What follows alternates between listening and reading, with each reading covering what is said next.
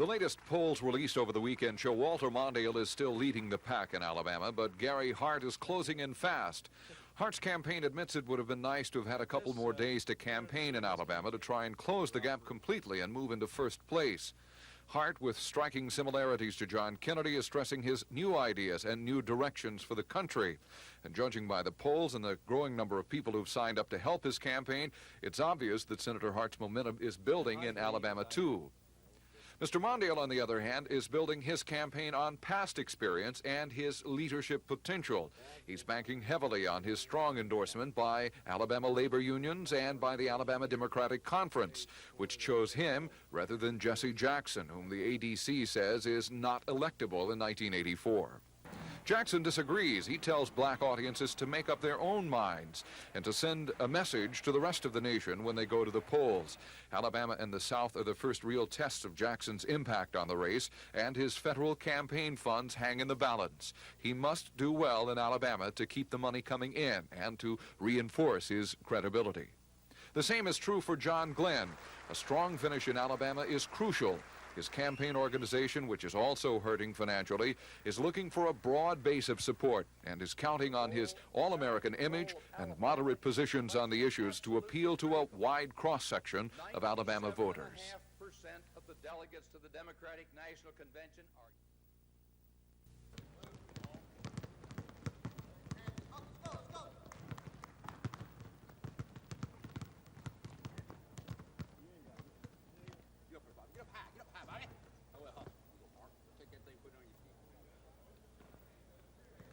They are a good basketball team, much like Lamar was last year.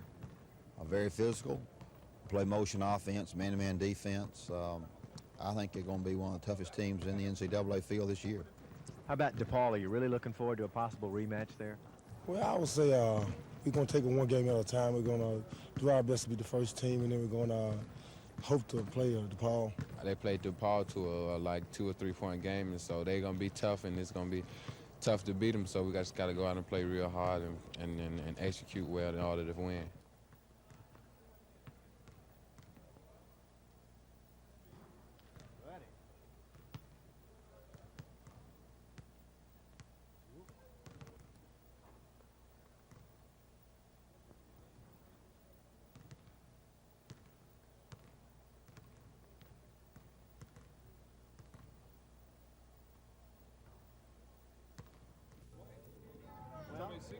The New York Yankees are to baseball what the Green Bay Packers are to football, tradition.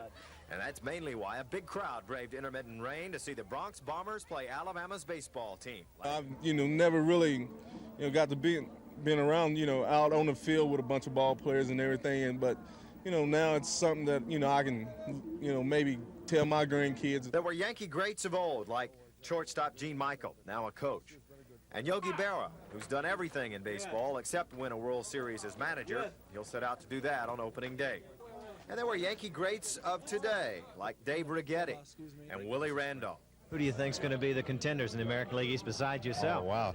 Everyone's a contender. Our division is the toughest in all of baseball. And with Toronto being a little stronger, Detroit strengthening themselves with Evans this year, again, Baltimore and Boston, it's going to be a tough race all the way down.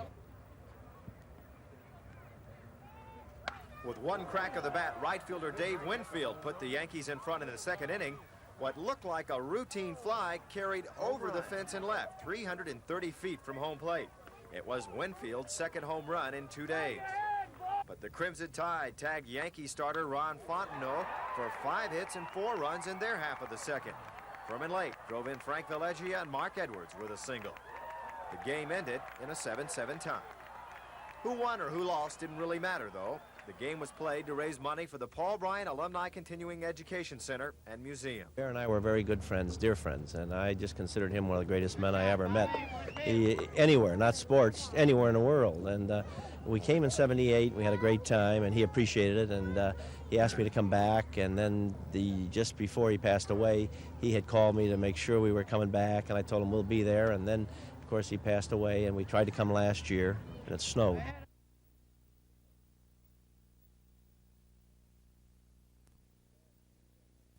Last week, I think the NIT people called it because there was a form that was sent, to the previous athletic director, and there was a mix-up as to where the form was. It had not been sent back in about 2 weeks, and so, you know, that was a call, and I talked to our interim athletic director about it, but, you know, that's as far as it went. The NCAA called our sports information director of the SWAC last Friday. He told me and to double check on our record, and so that was the only communication that we had, you know, as far as the tournaments are concerned. There were some rumors around last week of a possible South Alabama State matchup in the NIT, but nothing came of that. Do you have any reason why? Well, I don't know, because that was a perfect opportunity, you know, to have a very good draw, you know, and our team and South Alabama team was at the point where, you know, it would have been a very good matchup and a good game, and I don't know, because the NIT is, you know, looking for, you know, finances, and I think that would have been a good opportunity, but it slipped by, and I don't know, you know, what the reason was. We're still trying to find some answers out.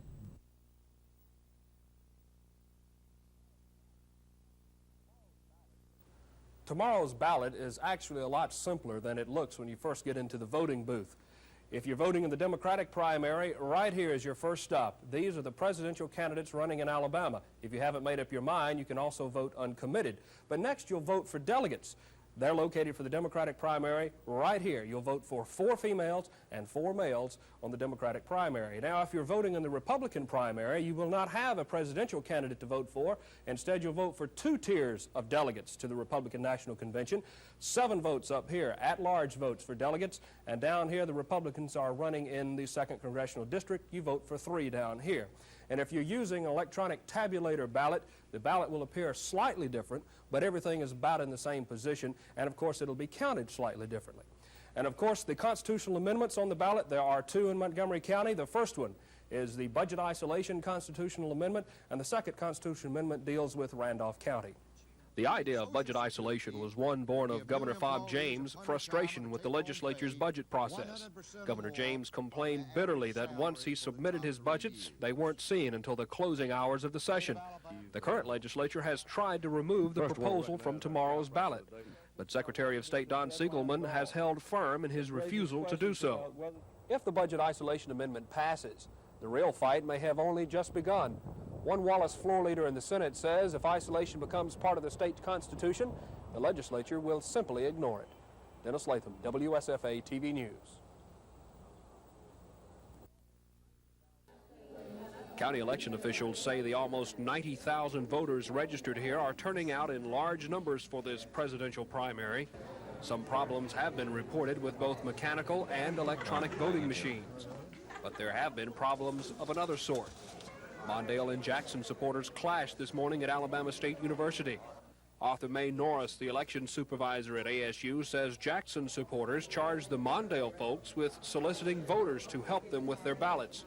Mrs. Norris says she didn't personally hear anyone solicit a ballot, but it wasn't long before she had to do something. It did bring about quite a bit of confusion, something we've never had in this area before. So what we did was clear house. The sheriff was here. And we cleared house, cleared everybody out, all but the workers.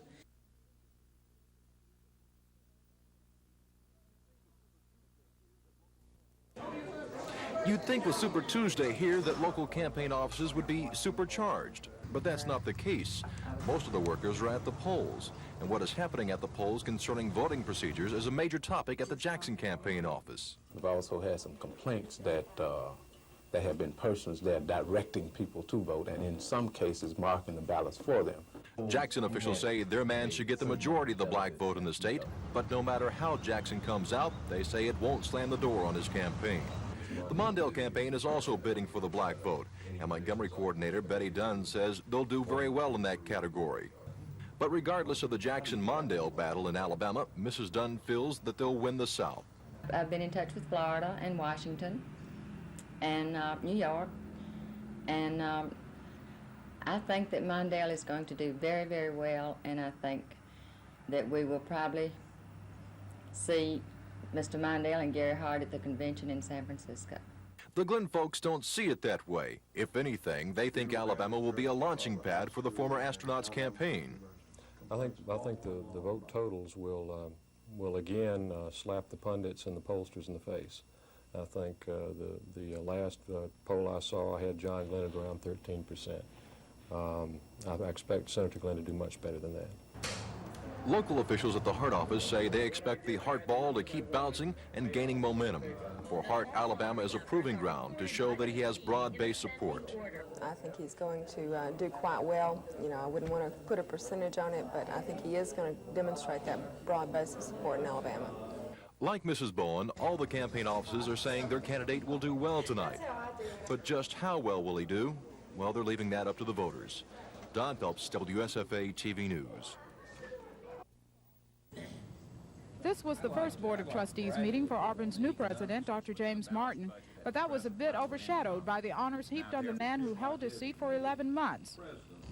And whereas during his months as interim president, Dr. Bailey has worked with the trustees, faculty, staff, students, and alumni to bring unity to the university and all who love it. Dr. Bailey will be known as Auburn University's 13th president rather than an interim president. As the resolution says, the honor comes in part because of Dr. Bailey's work in keeping unity after the controversial reign of President Hanley Funderburg. This board meeting almost failed to get off the ground today because not enough board members showed up at the appointed hour. But Dr. Wayne Teague's last-minute appearance saved the day, allowing the group to pass several resolutions, including one to increase student housing rates by at least 7%. Lois Russell, WSFA TV News. Down I-65 and in the outlying areas right around here. And you can see that in the clusters here, this is where we get most of our charge, that only 3.7% of AUM's faculty is black. As you can see from these data, we were quite fortunate in that we came into being at a time when it was very clear that you simply did not discriminate anymore, and so we've never had the problems that some institutions have. If you look at those percentages, both for students and faculty, our percentages compare very favorably with other institutions in the state. Some of the publicity that came out did have some minor errors. We did not see it as anything that deserved a great deal of attention and corrections, but we did think that this was a proper time to inform our board of what those figures are.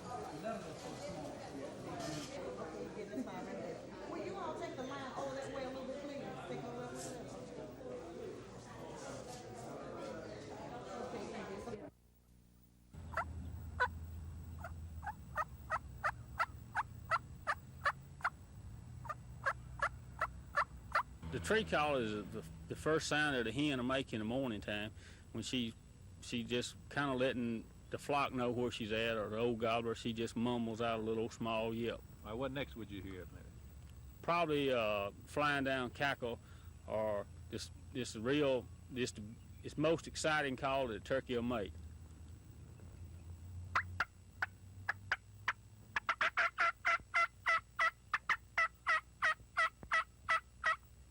That's when she's flying down out of a tree. She'll start that putting and then come on down.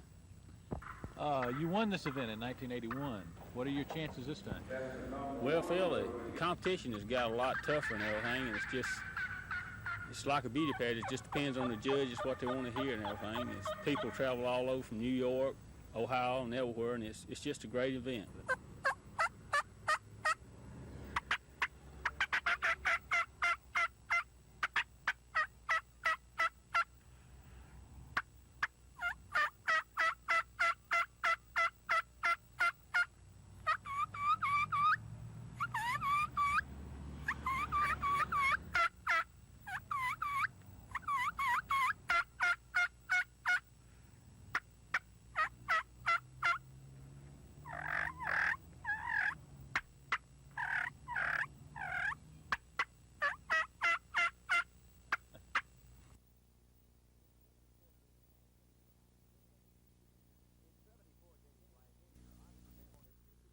In 74 games last year, Oscar Gamble hit .261 for the Yankees. 10 of his 47 hits were doubles, 7 were home runs. The Montgomery native hit .300 as a pinch hitter. But when the Yankees played the Alabama baseball team Monday in Tuscaloosa, Gamble was not with them. He is a free agent, an unsigned free agent, who's able to negotiate with any team. Our front office people and Oscar's agent, who they have a lot of respect for, incidentally, have been talking and negotiating, but they're not, I don't know that they're that close. Yankee second baseman Willie Randolph is one of Gamble's close friends, on and off the field. And hopefully things are going to be worked out soon. He can be back with us. But Oscar lends so much as far as left-handed power.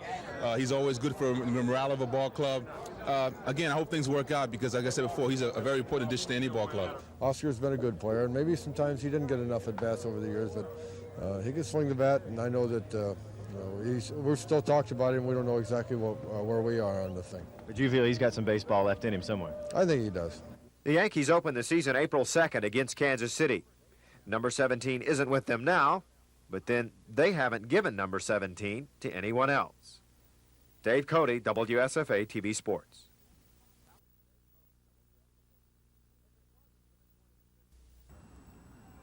If it wasn't for the 20th century technology nearby, you might think this was a scene right out of the Middle Ages, when a 20-minute workout obviously demanded more than leotards and tennis shoes. The function of the Society for Creative Anachronism is to preserve medieval times, from the sports they played to the names they chose. My name, for example, is Rami ibn Asad, which means, translates loosely to archer, son of lion. If you thought the least bit that this is not the kind of thing women do, you're wrong. They'll say, watch your legs, and they'll hit your head. When you're putting your shield down, watch your head, they'll hit your legs. And you feel like a total fool, but it is so much fun. There are currently 35 members in the society here in Montgomery, but they are always looking for new recruits. Bounce them in.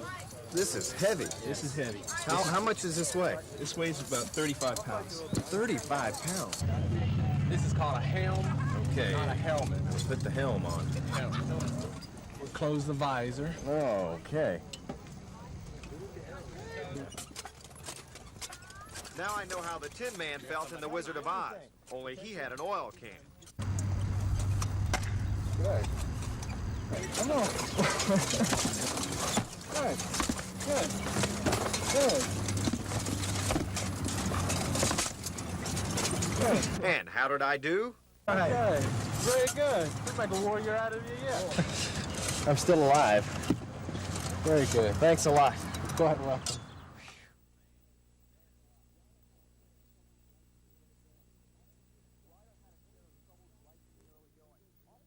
Ryder had a share of troubles right from the early going. Off the missed shot, Jim Bolger tries to save it, but it goes right into the hands of Fred Beckwood. Ahead to Kelvin Johnson for the layup. Richmond had a 40-27 lead at halftime. To the second half, Kelvin Johnson passes off to John Newman for the jumper. Newman led Richmond with 25 points. This is Gino Morales. On the break, watch the pretty pass to Ray Burke for the layup. Burke scored 10 points. But Richmond would close it off right here as Robert Tucker will go in for the jam, and Richmond routs Ryder 89-65.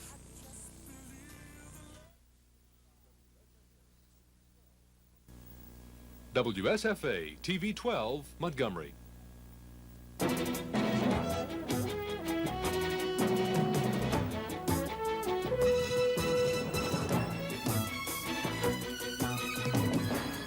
From Alabama's News Center, this is the WSFA TV News 6 o'clock report.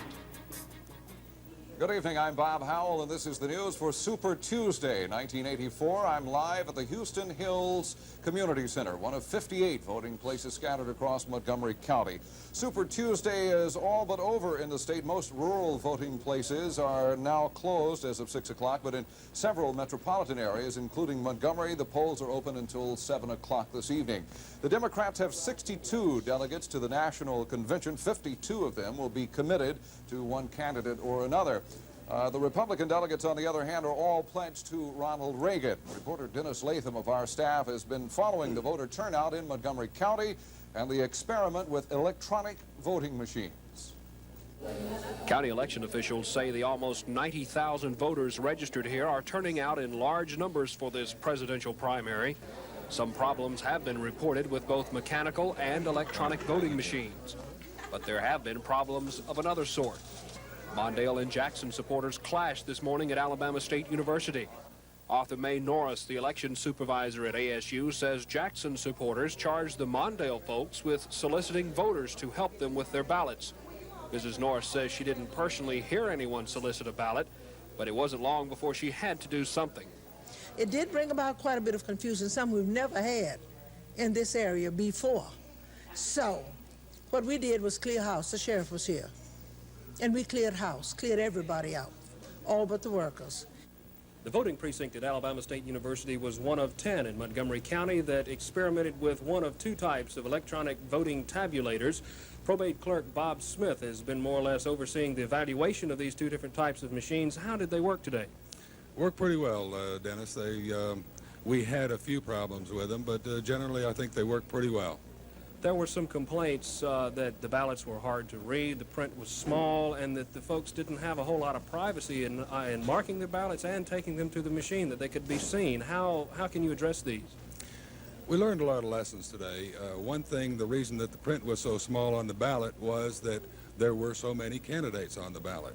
The matter of privacy, this is oftentimes management of the polling place. We probably need more booths and a little better facilities. One question that some people are asking is, we have all the old mechanical chute type machines. We have them stored. Why are we buying these others? What is the advantage to the electronic tabulator? The electronic tabulators basically are more accurate. They're better to count the votes. Once the voters get used to them, they're going to be better. The old machines, as the county grows, we're going to have to buy more and more and more of them, and we're going to run out of eventually storage room. There's a lot of dollar cost savings that go along with the new machines, though. Now, the county commission will eventually be the ones to vote on buying these. Do they want to hear about them? Yes. If you have a comment on the new tabulators, please contact the county commission and give them your opinion. Thank you very much, Bob Smith, probate clerk. It's just a matter of time for all the Democratic candidates now. Reporter Don Phelps talked with the campaigns of the four front-runners who assess their chances when all the votes are counted this evening. You'd think with Super Tuesday here that local campaign offices would be supercharged, but that's not the case. Most of the workers are at the polls, and what is happening at the polls concerning voting procedures is a major topic at the Jackson campaign office. We've also had some complaints that there have been persons there directing people to vote, and in some cases marking the ballots for them. Jackson officials say their man should get the majority of the black vote in the state, but no matter how Jackson comes out, they say it won't slam the door on his campaign. The Mondale campaign is also bidding for the black vote, and Montgomery coordinator Betty Dunn says they'll do very well in that category. But regardless of the Jackson-Mondale battle in Alabama, Mrs. Dunn feels that they'll win the South. I've been in touch with Florida and Washington and New York, and I think that Mondale is going to do very, very well, and I think that we will probably see Mr. Mondale and Gary Hart at the convention in San Francisco. The Glen folks don't see it that way. If anything, they think Alabama will be a launching pad for the former astronaut's campaign. I think the vote totals will again slap the pundits and the pollsters in the face. I think the last poll I saw had John Glenn at around 13%. I expect Senator Glenn to do much better than that. Local officials at the Hart office say they expect the Hart ball to keep bouncing and gaining momentum. For Hart, Alabama is a proving ground to show that he has broad-based support. I think he's going to do quite well. You know, I wouldn't want to put a percentage on it, but I think he is going to demonstrate that broad base of support in Alabama. Like Mrs. Bowen, all the campaign offices are saying their candidate will do well tonight. But just how well will he do? Well, they're leaving that up to the voters. Don Phelps, WSFA TV News. Well, the Democrats have taken most of the spotlight as far as the primary is concerned in the state of Alabama and across the nation. But let's not forget about the GOP. The Republicans are out in force. Neil Acker is with the Ronald Reagan, George Bush campaign. And Neil, the Democrats have moved to the front. How is this affecting the Republican Party in the state of Alabama? Well, we're working very hard getting ready for the fall election, and we've begun our precinct organization and our county organizations, and today may be their day in the sun, but we'll be ready this fall. Well, now let me ask you also, why would Republicans turn out today when all of the delegates are already pledged to President Reagan and George Bush? Well, a number of people are running for the delegate positions, and I think primarily the people who vote today are what you would call hardcore Republicans, perhaps some friends of the people who are running for delegate, and some people who just don't want to vote on the Democratic side. I think you'll be surprised at the size of the Republican turnout. All right, regardless of who the Democrats choose, what do you see as far as the real issues of the campaign coming up in the fall of '84? Well, I think the major question will be the same as President Reagan posed 4 years ago. That is, are you better off today than you were 4 years ago? Inflation is down by more than 2/3. Interest rates are down. The economy is moving. We've had a major tax cut. Our defense is rebuilding. I think that will be the issue. It appears that the Democrats will nominate one of two men, both from the liberal wing of the Democratic Party, and I feel President Reagan will do very well against either of them. Thank you very much. Neil Acker from the Reagan-Bush campaign in the state of Alabama, the district chairman. The questions about the winners and the losers in this particular day of voting will be answered in the next few hours. We'll be here to tell you how each of the candidates fare. We'll superimpose the vote totals on the bottom of the screen during our regular broadcast. We will not interrupt NBC's programming unless there is something important to report. NBC will be coming on at 9 o'clock with a primetime special, an hour of Decision 84 and how America has voted on this Super Tuesday. Of course, at 10 o'clock, we'll wrap things up from a local and from a national level, and if there's anything else to report as far as a horse race that may develop between the candidates in the Democratic voting, that will be picked back up by NBC tonight at 10:30. Right now, let's go back to the studio to Gina Gregory, who will be taking things from here. Gina? Thanks, Bob. And up next, a new time. America's professional soccer stars of today are generally from Europe or South America. But the soccer stars of the future may come from our own backyard. The soccer boom has reached Montgomery. 8 of the city's 10 junior high schools now field competitive teams. It would take 3 to 4 years before we would really be competitive, even with some of the other state programs where the cities have pushed it much more. But yes, there's definitely the talent here. In a state where football is religion, even at the junior high level, you might wonder why these kids even decided to play junior high soccer in the first place. Well, they listed a number of reasons, and foremost among them, it gives them a chance to display some school pride. Well, just support my school and just for the fun of it. One of the misconceptions about the game is that it is a non-contact sport. What do you think of people who say it's for sissy? Well, I think if they got out here, they look like they were sissy, playing. Although primarily supported in attendance by parents, more students are turning out with each game. And plans are in the works for a soccer jamboree, much like they already have for football.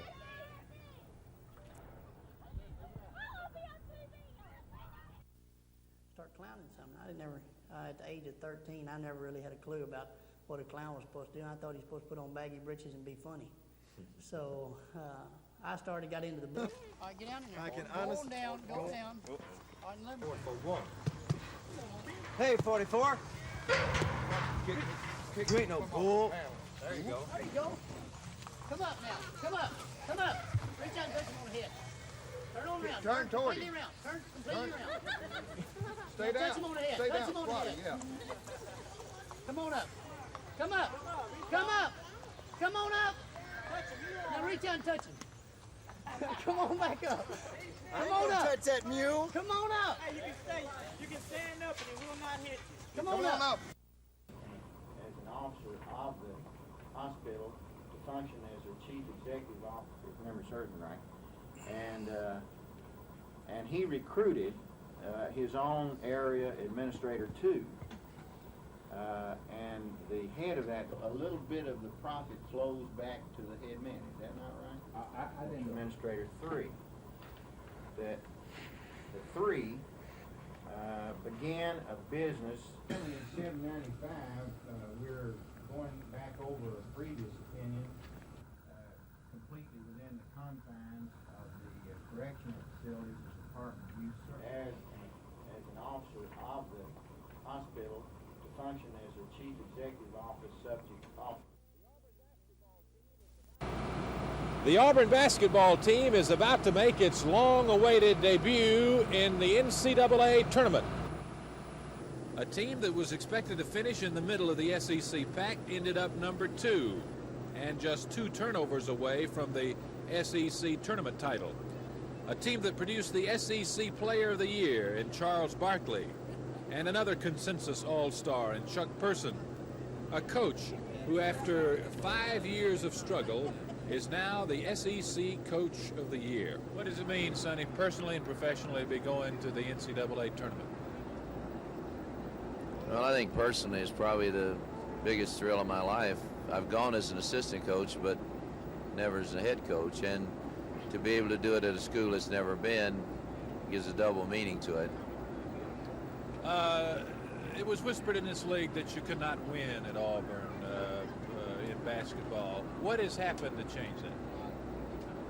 I think a larger commitment to basketball, financially and otherwise, has made the difference. It allowed us to go out and find players in different areas at places we'd never been before. And something I've never stated, I think the success of some of our other programs, football, swimming, track, put the name of Auburn out all over the country, and I think that helps to a certain degree also. The team will hold a noon press conference and then work out in the Charlotte Coliseum in the afternoon. We'll tell you about that tonight at 10 o'clock. Vic Irving and Phil Snow on the way to the NCAA basketball tournament with the Auburn Tigers.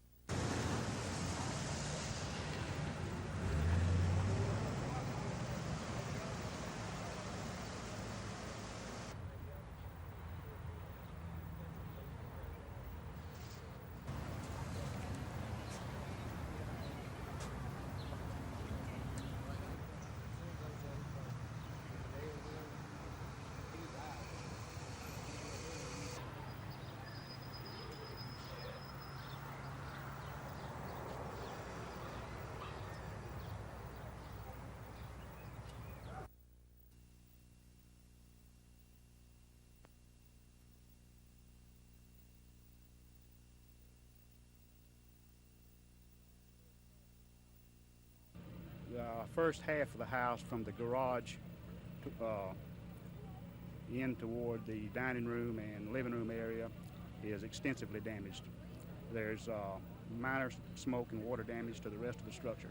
The attic was fully involved, and I guess you would say that there was major damage to the structure of to the house itself.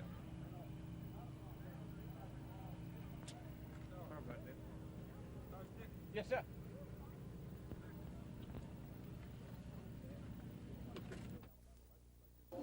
Governor Wallace and the Alabama legislature didn't want budget isolation on the ballot in the first place, but Secretary of State Don Siegelman insisted. And apparently the voters liked the idea of making lawmakers stop fooling around and work on the budgets before the last possible minute. But now the Secretary of State says the governor's office has gone too far. Now we have found that the governor's legal advisor has sent a letter to the probate judges of the state suggesting that they not count the votes and that Governor Wallace will not participate in the certification process. He even advised that the machines be taped over and that the budget isolation language on paper ballots be marked through. I think that that letter is a reprehensible act. But the governor's confidential assistant, Elvin Stanton, says the ball is in the legislature's court on the matter of budget isolation. Well, one course of action they could do would be to ask for a court ruling or a court decision as to where they are legally. They need to know in the very near future where they are as far as taking up matters of legislation, whether they are required by law to consider the budget or whether they can consider legislation in the order that it's on the calendar. And what does former Governor Fob James, the man who started all of this, think? Today he told me that he's pleased with the outcome of the vote, and he's not sure if all the current rhetoric on the subject isn't, quote, wild-eyed, silly blabber that you hear around the Capitol. Dennis Latham, WSFA TV News. The Medical Education Committee turned its 55-page report into the full Board of Trustees today, including Governor George Wallace. The report says Alabama has made great strides in the last 20 years developing a medical education program which has brought the state closer to the national average of doctors per capita. In fact, Committee Chairman Wynton Blunt thinks the state's commitment has been so good it's about to overdue. Now they have created so many doctors, along with the University of the South Alabama School, that by the 1990s we will have a surplus. And what we have to do now is look at medical education in the state as a whole. How many doctors do we need? And we've made certain conclusions about that. The strongest conclusion of the commission is to cut back the size of future first-year medical students to 150 or 160 statewide. Right now, there's more than 200. I looked with some skepticism on this study about an oversupply of doctors. In disagreeing, the governor says his original intent in the 60s to promote medical programs was to drive some of those doctors to rural areas. And the only way to do that was to educate so many doctors that they would get in the cities to the point that they were knee-deep and neck-deep, and they would begin to appreciate a client, a patient, and would even advertise, I make house calls. And I want to see the day come in Alabama when they will advertise in the Clayton Record, we make house calls on Sunday at 11 o'clock at night. Mr. Blunt doesn't seem to think the disagreement is whether there'll be a surplus, but when there will be a surplus. And he says before government, politicians, and the governor agree to reduce the number of medical student slots, that the public, in addition to the Board of Trustees, will have to ask for it. Chris Grimshaw, WSFA TV News at the Capitol. The athletic department. It's my understanding that this money will be used for athletic scholarships.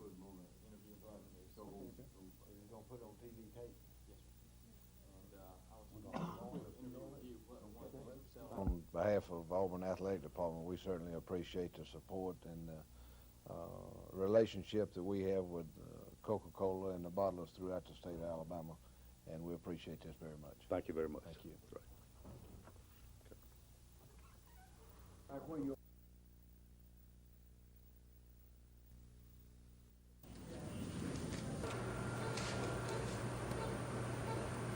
Right.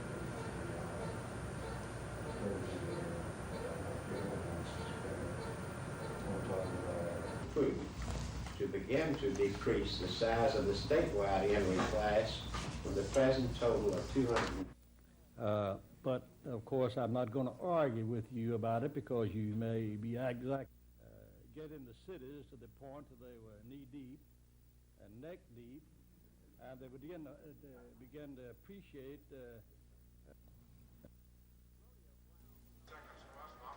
Rodeo clowns cover a lot of ground. Sometimes they have to.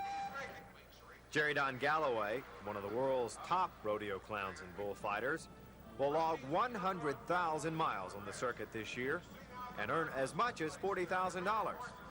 Now, that kind of money stirs my interest. You ever had any close calls? Oh, a couple years ago, I got beat around, just had a run of bad luck. I got kicked in the face, and bull kicked me in the face, put 36 stitches in my lip, inside and out, broke my jaw, in 3 places. During the bull riding, I've got 3 jobs. I work for the stock producer to make his bull buck better, and I work for the cowboy to protect him when he gets off the bull, and then I work for the crowd, kind of antagonizing the bull and pleasing the crowd. I just can't hardly listen to country music and drive down the road and stuff like that. I kind of like a little rock and roll every now and then to get ready for the bull ride and kind of get pumped up and stuff like that. Okay, then I believe that'll get it. Okay, how's that? Definite improvement. Let's head on out the bullpen. A barrel is the only means of protection for a rodeo clown when he's one-on-one with a vicious beast. You ain't no bull. There you go. There you go. Come on out. There you go. Hey, 44?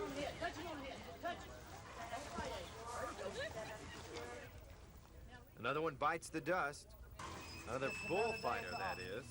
I'm going to stick to badminton.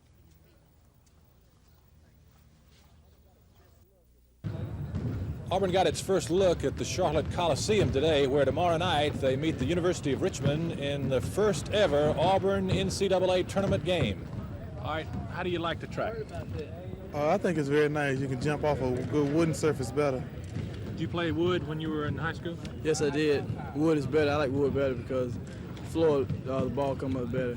How y'all like the gym, Gray? Oh, it's pretty nice. Got a nice floor, but I don't know if it's the floor or the balls. I think it's the balls, or they're kind of dead, you know, just a little. Maybe they don't have too much air in them, but it's a nice place to play in. It's a good jumping floor. Get the balls pumped up. How about it, Frank? What do you think? Yeah, it's a nice place to play in. You know, like Greg was saying, it's a little bouncer around right now. Tomorrow night at 6, we preview Auburn-Richmond. This is Phil Snow with Vic Irving reporting from Charlotte, North Carolina. First of all, I think the budget for classroom materials is too small. It amounts, believe it or not, to about 1% of the school budget goes to books and pamphlets and video materials. Secondly, I think teachers must be more careful about accepting uncritically these materials. They are very slick, they are very colorfully produced, and they're free. And under budget pressures, teachers sometimes say, well, we'll accept them and use them. And thirdly, and most importantly, is that the school systems need to develop their own materials.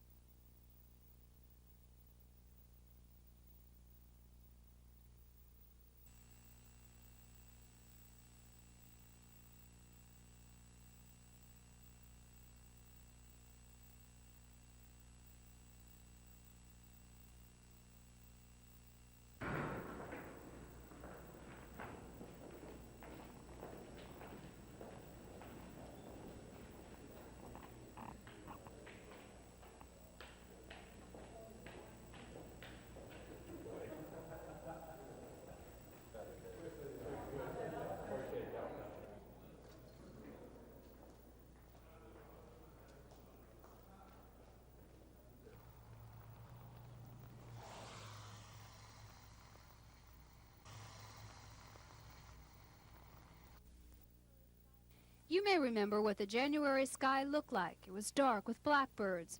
If you don't, the people of Cloverdale are sure to recall the noise, the smell, the plain nuisance of having millions of blackbirds roosting in their neighborhood. Well, the sky is clear now. I believe it was a combination of our noise, harassment, and the kind of weather we're having now encourages the birds to go farther north.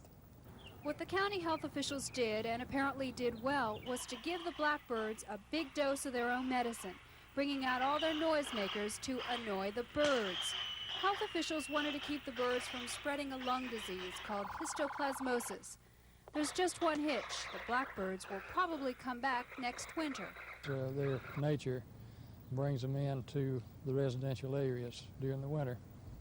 They find cover and they find food, and in our climate area, it's more favorable to them than the northern climates. Health officials are thinking about buying a permanent set of noisemakers, so they'll be ready to harass the birds next winter. Susan Silvernail, WSFA TV News. The winter has been hard on Fort Jackson, though not nearly as hard as it could have been. Heavy rains have moved the Coosa River even closer to the reconstructed fort's walls, but luckily there's been no heavy flooding. But even if the erosion is slowing down here, it is noticeably worse next to a nearby Indian mound, where a surrounding fence collapsed on one side. And next to these picnic grounds, there is growing concern about making sure the area is safe. For right now it is, and we're keeping a close eye along with the Corps of Engineers to make sure that it stays safe. It is, however, encroaching closer and closer and obviously mandating the need for some sort of action. That action could include closing down this area and some nearby campgrounds. If there is a danger to any visitor or any people, we just have to look for them first. Mr. Reinhardt says the money to correct the erosion problem is still tied up in Congress, and even if it was okayed for spending today, the problem probably couldn't be corrected before next winter. Whether or not something is done to end the erosion here, nothing can be done to reverse the damage that has already occurred. Nothing to replace the bits of history that have been washed away. Tom Foreman, WSFA TV News.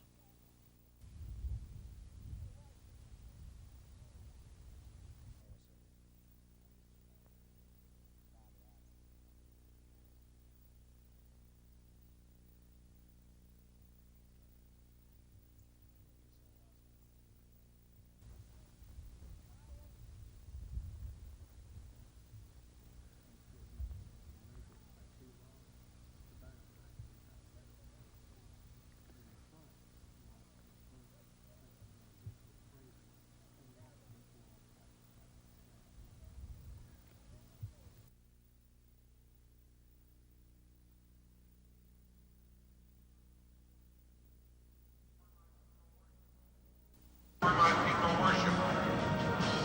You see, I was born in freedom, and God willing in freedom.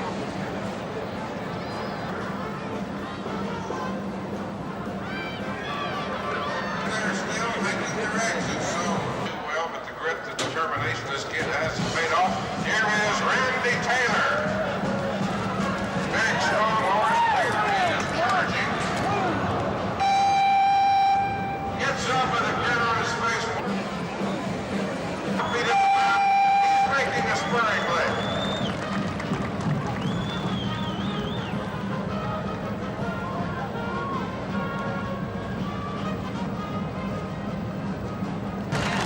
Now first we make our initial weather eye out to see where he's going. Routines become more difficult as they progress. You see now the hurdle has been placed there. Remember, the horses are not tied together. And you've guessed it. McEnany is going to attempt the near impossible as he shows us. The University of Richmond plays in the Eastern College Athletic Conference. They won 21 times so far this year. They have beaten some good teams.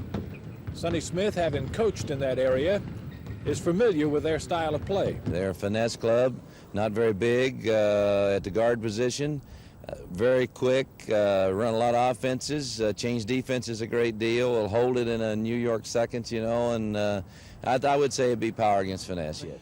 John Newman is their star, averaging 19 points a game, but Auburn does not fear Newman. Their inside strength should be able to contain him. The two players that concern Auburn most are number 10, Greg Beckwith. He's super quick and capable of having a good shooting night. He could hurt them with a good night. The other is the big guy, Bill Fly, 6'9" senior, who can shoot the mid-range jumper against Auburn's zone. Auburn will probably have to deal with a slowdown game. If they are patient, they will be all right. Side outs, run the side outs while you're here. We're going to try to control the backboards, which is one thing, a way of doing it. We're going to try to put a little half-court pressure on them, and hopefully that they won't hold it back in that. And if we can keep them in a position where they have to shoot the basketball occasionally, we'll be okay. How about the goals? How about I didn't like the goals. They come down to every time you dunk, they come down automatically, and the ref might get you for a technical. But they're pretty good goals other than that. So you're going to have to be careful about that? Yes, sir. You're not going to dunk, so you're not going to worry about it right No, there. I'm not going to dunk right now. I'm just going to save all my energy for pushing up the court right now. Auburn and Richmond tip off at 8:40 our time tonight here in Charlotte. This is Phil Snow with Vic Irving reporting from the NCAA basketball tournament.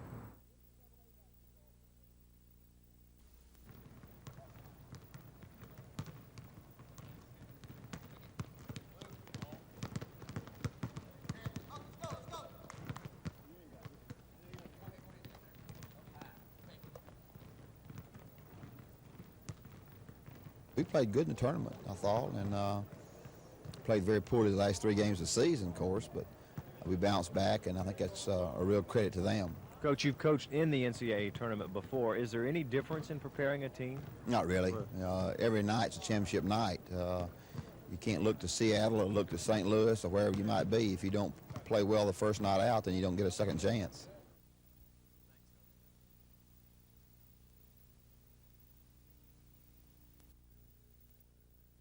Today, the examiners review the story. This follows a Monday meeting with the Lowndes County Black Belt Committee, a citizens group. They'd requested an investigation into allegations which were the subject of last week's story.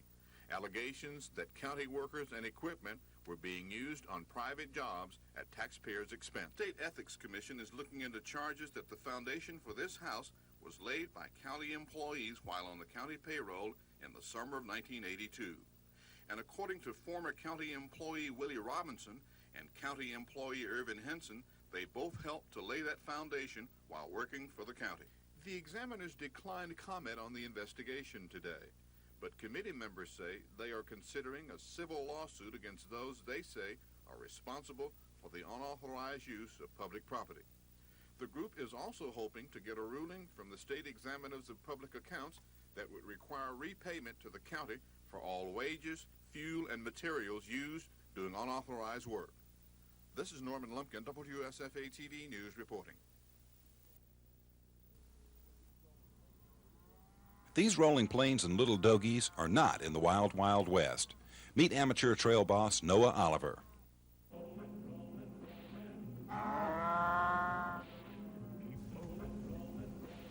Hit 'em up, move 'em out. And this is the retired civil servant's herd of genuine Texas Longhorns. Noah and wife Melba saw their first Longhorns on a trip through Texas 14 years ago. For Noah, it was love at first sight. He bought 3 on the spot for his Enterprise, Alabama farm. Now, Melba is fond of the pets too, but there have been some challenges. I've tried to grow horns to compete with the Longhorn cows for my husband's attention. In the 1880s, it was common for cattle drives to involve hundreds of thousands of Longhorns stretching across 5 to 10 miles of countryside on their way to market. But the cattle industry wanted uniform animals, each looking as much like the other as possible. And one thing Longhorns don't do is look like one another. They're as unique as snowflakes. By the early years of this century, the Longhorns had gone the way of the horse and buggy. Cattlemen have learned, though, that modern cattle types crossbred with Longhorns produce an improved animal that resists diseases and pests, can live on even the poorest lands, and has smaller than normal calves, making birthing easier. Now the Longhorn is making a comeback. These giants look more than just a little awesome. Horn spreads of up to 9 feet from tip to tip have been reported. But when you watch the Olivers making close contact with these legendary fierce beasts of the Old West, well, it becomes obvious that these babes are just big pets. Make that very big pets. Holly Midgley, Yippee-Ki-Yoing from Enterprise, Alabama.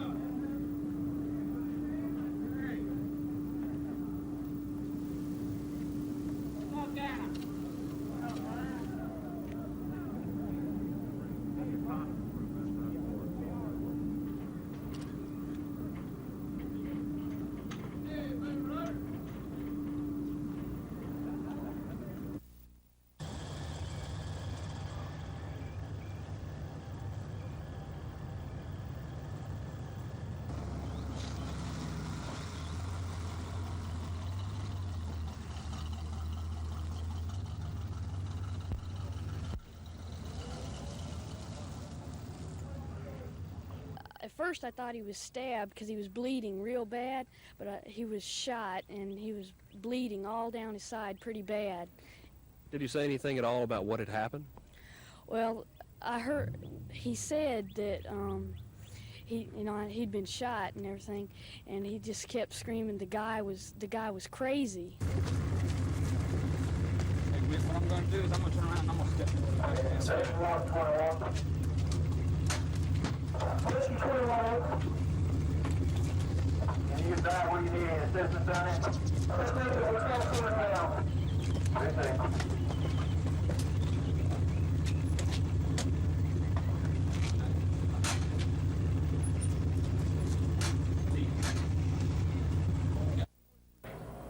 If you work for the federal government, you're going to have paperwork, and lots of it.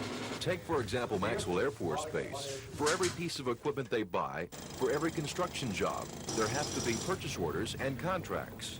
Last year alone, the base issued 33,000 contracts, which is small when compared to the 4.5 million contracts that were turned out Air Force-wide. The only way to keep up with that much paperwork is with the help of computers. The old system used punch cards, like these, and that system would take sometimes 3 or 4 days to run. Now with the new system, it's done instantaneously.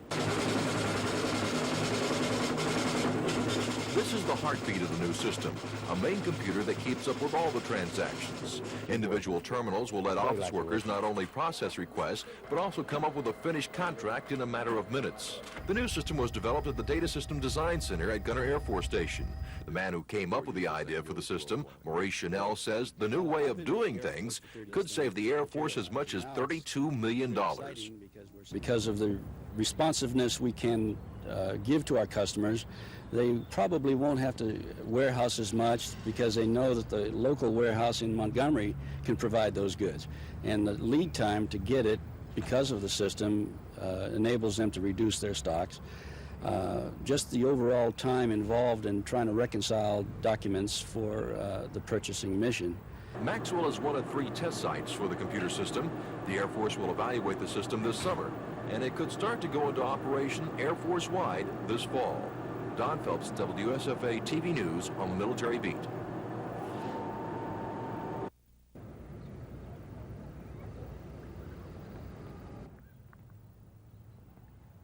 I'd also like to take a minute to introduce to you Mr. and Mrs. Bush. Their son, William Bush, is on death row down at Coleman Prison. The decision not to show a person slowly being poisoned to death may have been made out of good taste, or it may have been made out of a fear that such graphic scenes would decrease public support for capital punishment. University.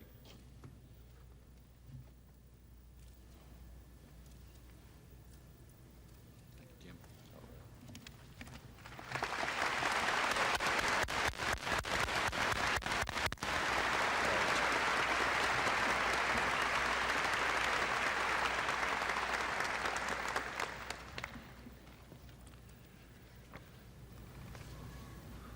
Thank you very much, Mr. Tatum.